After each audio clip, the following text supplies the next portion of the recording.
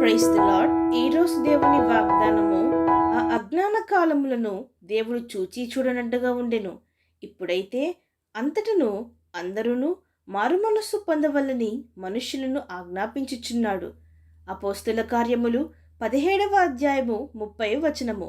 ప్రజలారా, భక్తుడు ఈ విధంగా అంటున్నాడు: ఆ పూర్వకాలమున అజ్ఞాన కాలమున దేవుడు చూచి చూడనట్టుగా ఉన్నాడు. కానీ ఇప్పుడైతే ప్రతి ఒక్కరూ మారుమనస్సు పొందాలని ప్రజలందరికీ ఆజ్ఞాపించుచున్నాడు. ప్రజలారా, మారుమనస్సు అనగా మీ మనస్సులను, మీ హృదయములను సరిచేసుకోవడము. ఎందుకు మారుమనస్సు పొందాలి అంటే, మారుమనస్సు లేకపోతే దేవుని రక్తంలో కడుగబడలేము. క్రీస్తు రక్తంలో కడుగబడలేకపోతే దేవుని రాజ్యమునకు, అనగా పరలోక రాజ్యమునకు వారసులము కాలేము. మరి పరలోక రాజ్యమునకు వారసులము కాకపోతే ఏమవుతుంది అని అడిగినచో, మనము నరకానికి పాత్రులవుదుము. అక్కడ అగ్ని ఆరదు, పురుగు చావదు. ఆ అహర్నిశలు అల్లాడే అగ్నిగుండంలోనికి పోకూడదనే మన ప్రభువు మనల్ని ఆ నరకానికి పాత్రులుగా చేయకూడదని మన కొరకు రక్తమును చిందించి పాపము నుండి మనల్ని విముక్తులుగా చేసెను. ప్రజలారా, పరలోకము, నరకము రెండు నిత్యమైనవే. పరలోకంలో నిత్యము మనము దేవునితో ఎల్లప్పుడూ ఆనందముగా, సంతోషముగా గడుపుదుము. అక్కడ ఆకలి లేదు, దప్పిక లేదు, కన్నీరు లేదు, బాధ లేదు, చింత లేదు, నిద్ర లేదు, ఏమీ లేదు. కేవలము ఆనందమే, సంతోషమే.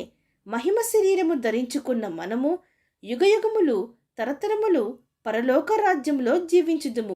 ఈ భూమియే శాశ్వతమైనది కాదు, ఈ భూలోకమే శాశ్వతమైనదని, ఇక్కడే ఉండిపోతారని ఎన్నో ప్రయాసలు పడి ఏవేవో సంపాదించుకొని జీవిస్తుంటారు. కానీ ప్రతి ఒక్కరూ ఈ లోకంలో యాత్రికుల వలె ఉన్నాము. మన యాత్ర ముగించుకొని మనము వెళ్ళిపోవాల్సిందే. మన నిత్యమైన ప్రదేశము పరలోకము. దాని కొరకు మనము ప్రయాసపడాలి.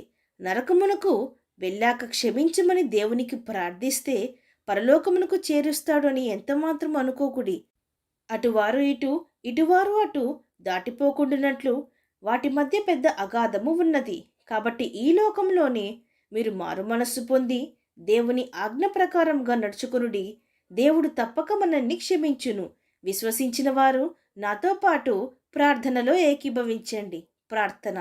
పరిశుద్ధుడా, ప్రేమగల తండ్రి, ఈరోజు మీరిచ్చిన ఈ వాగ్దానమును బట్టి మీకు స్తోత్రములు.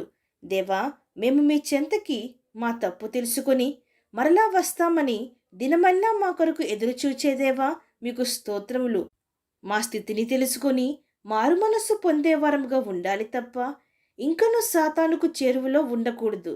దేవా, మీ ప్రతి హెచ్చరికను మేము మా హృదయములో అనునయించుకొని ఆ ప్రకారముగా జీవించే వారంగా ఉండుటకు మా ప్రతి ఒక్కరికి సహాయము చేయమని వేడుకుంటూ, సమస్త మహిమాగంతులు మీకే చెల్లిస్తూ, యేసుక్రీస్తు నామం పేరట అడిగి వేడుకొంచున్నాము తండ్రి.